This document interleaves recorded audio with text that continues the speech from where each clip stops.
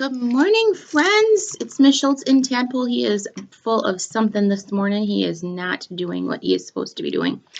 It is Tuesday. Look, he's already done. It is April 28th, 2020. That means it is almost May. It has been forever since I have seen you all, and that makes me super sad, but you at least get to see my face every day while we are hanging out and listening to a story. So today's word of the day is react. And when you react, it's how you respond to something. So if somebody throws the ball and hits you in the face, you're going to react by going, ah, and you're going to be hurt and you feel hurt. That is your body's reaction to that. If somebody surprises you with a donut, you might be very excited and react very differently. So react is how you respond to something happening. So we are all reacting to hang out at our homes and being safe by doing what we need to do to stay safe, washing our hands and staying away from people and all of those things that are not as much fun, but it is how we needed to react to keep this disease and sickness at bay so that we all stay healthy.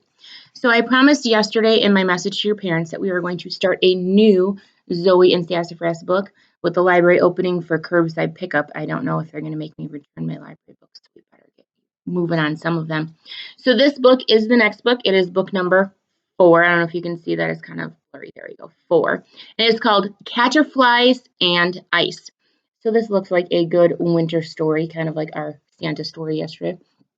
And the back sneak peek says, when an unexpected snowstorm causes trouble for the magical creatures of the forest, Zoe and Sassafras come to the rescue. But their first attempt to save trapped caterfly eggs results in a big mistake. Can they figure out a way to fix things before the baby caterflies hatch? So let's find out what's going on. I will read 2 chapters a day until we are done with the book. And then maybe we'll do another narwhal and jelly book. I got some of those. And I also have elephant and piggy still. Chapter 1. Spring Snow.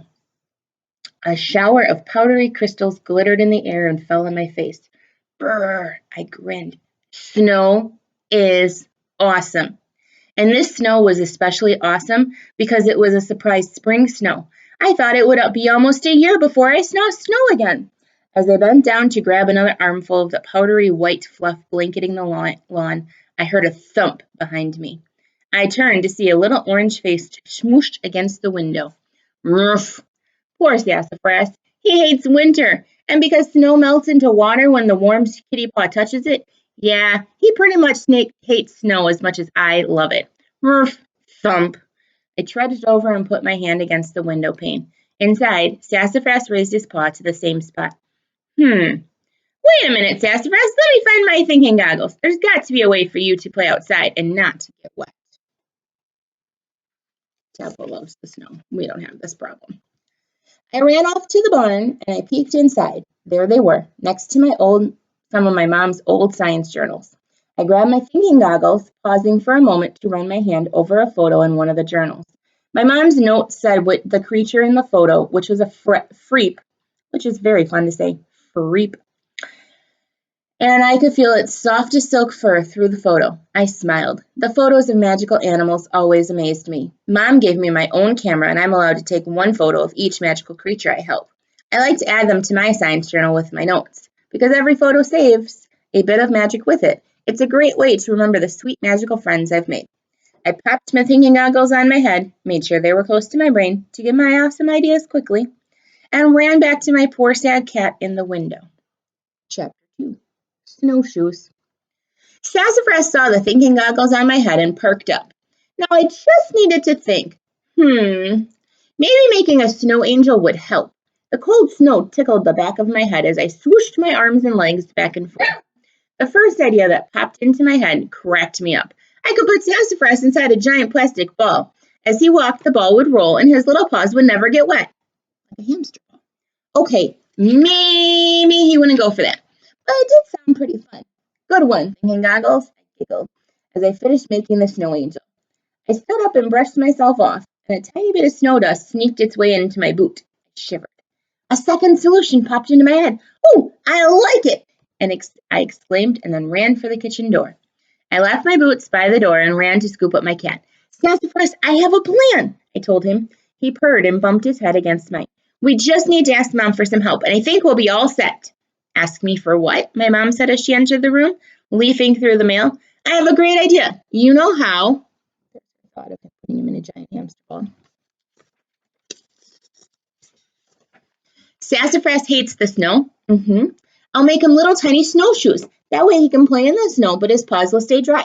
I put my thinking goggles on, and after the first idea, I remembered that Xander's dog wears little Velcro snowshoes when his family hikes in the snow. Mom wrinkled her nose a little. Do you think he'd wear them? I looked deep into Sassafras's eyes. Sassafras, if I make you snowshoes so your paws won't get wet, will you wear them? Sassafras looked deep into my eyes. Then he licked my nose. Mom and I laughed. Can we please try making them, Mom? Please? Okay, let's give it a try. But don't be upset if you won't wear them. I promise. Do you have any waterproof fabric? And can you help me with the sewing machine? Please? I smiled sweetly at my mom. She grinned back and waved for me to follow her. Let's see what I've got in the hall closet.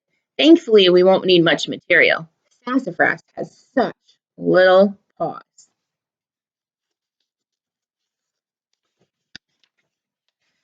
I sat Sassafras down and we both followed Mom. Mom said as she rummaged through the fabric scraps. I'm not seeing any waterproof fabric here, and I only have a little bit of Velcro left. She held up one tiny square.